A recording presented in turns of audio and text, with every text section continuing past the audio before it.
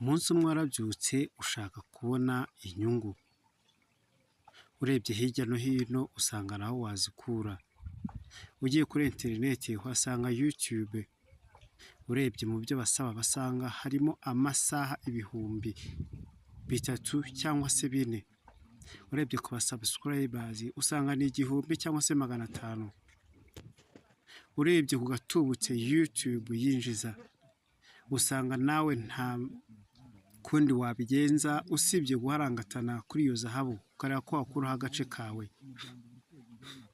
Ndabizi neza uranyumvishe, ukimara kubona ko YouTube ibaho ukumva ko itanga amafaranga, wumvisha ari iby'isaba byanze bikunze.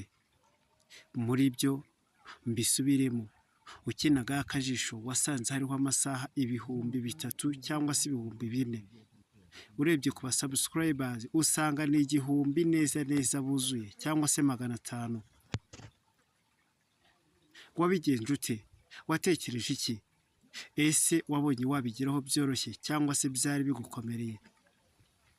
Aha tugiye kureba uburyo wareba video ukayikora, ukayitegura neza, ukayishyira kuri YouTube, ubundi ugahita ubona amasaha ibihumbi 3 cyangwa se abasubscribers 500 cyangwa se 1000, ubundi ugatangira gucukura nayo muri iyo zahabu ya YouTube, icyo kirombe gikomeye kitagira umupaka buri wese yakwigabiza akajyamo akakuramo inoti, akakira burundu, agahindura isi, maze akaba ubusanzwe uzi, akaba ubutakwishyikira, agahita agera mu rwego rwo hejuru cyane bitewe na YouTube yazindukiyeho acukuramo ikirombe cya zahabu.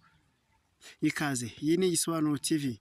Niba udukunda cyangwa se utadukunda, niba utuzi ukaba utumenye uyu mwanya, wakwinjira buri cyangwa Igisobanuro TV nibwo tugitangira. Nyuma y'ama YouTube channel menshi twakreye, YouTube ikayatwara, amaze kuba 2, iyi ni ya 3. Iyo yakwirinda amakosa yose yatumye yara, tugatangirana urwo rugendo rushyashya. Nge ndibone fresh.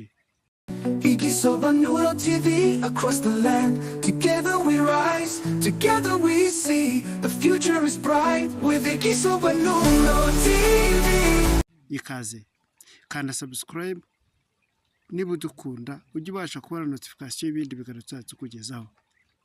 Andika muri comment niba udakunze video zacu ariko ukaba wifuza ko ari cyo twakukora kugira ngo uzikunde, byandike, ushime cyangwa unenge.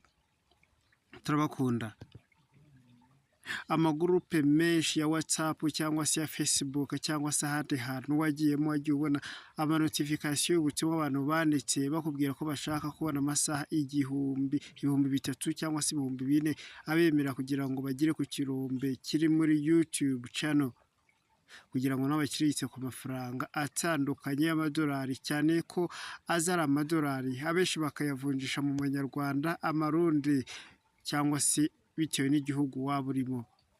Uyu munsi nawe uracyahatana kugira ngo urebe ko ibyo byose wabyuzuza, ubundi utangire ugiye kuri ayo mafaranga umuherwe nk'uko bitekereza, dore ko nta wicira kari urutega ngo avuge ko azaba umukene.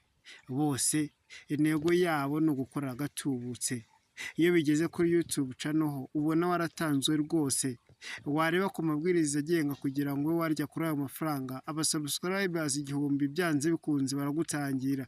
Niyo babonye byihuse byuzuye uhita utekereza ku masaha ibihumbi 4, nabo gasanga na gatera nzamba. Ariko hari ikintu kimwe ukwiye gukora, ibyo byose ukabinesha ugatsinda burundu, maze mu gihe gito ugatangira gukirigita ifaranga. Ndabivuze neza, mu gihe gitoya ugatangira guhembwa, mu gihe gitoya ugahindura izina. Ndabizi ko ibyo byo ubyumvise. Hari tekinike abantu bakunda gukoresha ya sub for sub, hari indi tekinike abantu bakoresha yo gusharinga ama video yabo, hari ubundi buryo abantu bakoresha bwo kujya mu magroupe bagashishikariza abantu kureba video zabo. Reka nkubwize ukuri, niba ukora ibyo bintu ibizaguhira ni bikeya. Urugero, iyo ugiye muri groupe usaba gukora sub for sub, barayigukora n'ibyo, ariko igihe gitoya rwose wajya kuri channel yawe ugasanga abantu bose bavuyeho, nta subscribers ufite. Iyo usabye abantu kukurebera video kugira ngo gwize amasaha bitatu bagutega umutego aho kugira ngo barebe ahubwo bakajya basimbukisha video yawe. Biriya ni bibi cyane.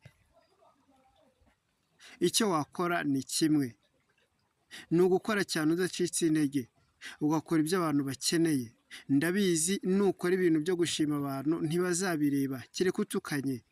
Nutukanaho bazirukanka bazaza bari benshi kuko abantu bakunda byacitse. Mu minsi iri imbere tuzabwira content wakora, abantu rwose bagahurura bakaza ari benshi, nubwo byagutesha amahirwe yo kuguma gukora YouTube channel yawe bitewe n'uko wahita ushyirwa muri RIB, ubundi ukambara amapingu imbere y'ubugenzacyaha n'imbere y'ubushinjacyaha ukahagarara. Urukiko rwo rufite amategeko, inkoni ndende itagucika habe na gatoya igihe wakora ibinyuranyije n'ibyo za leta zimwe na zimwe zitemera. Aho iyo topic ntizagucike. Ariko nanone niba ushaka gukora ufite amahirwe menshi yo kubona amafaranga kandi ukaba utari mu maboko ya RIB, kora ibyo ukunda ariko bitarimo gusebanya. Ndabizi gusebanya nibyo bikurura ama views menshi kurusha ibindi uri gutekereza. Daily Money Fresh ukimara kubona nakoze iyi topic, wibajije impamvu ntakoze imwe muri izo nzakubwira. Njyewe simbikunda. Icyo nkunda ni ikiwumvise, ni ukukubwira nkagusobanurira. Channel yanjye ni Igisobanuro TV. Hatana ukora amavideo menshi ashoboka, kandi wibande ku byo ukunda mu buzima bwawe. Wibande ku bikwegereye, bitari bukurusha kubikora. Kora ibyo wiyumvamo kandi ntucike intege. Amaherezo uzagerayo. Amaherezo uzagwiza aba subscribers kandi bukuri bazakunda ibyo uvuga, ibyo ukora, ibyo ubereka bitewe nuko nawe ubwawe wihereyeho bikunze. Urugero naguha, uzarebe kakajwi gutukana yabigize intego, ariko ntawe umufunga kuko yamenye ibanga rya maske. Yayikubiseho kumenya biragoye. Wareba ikintu cyamuha aramutse iriya maske yayikuyeho maze nawe ukamubona ukamumenya, wamuha nyina nkuko nawe aguha nyoko kandi ukishima.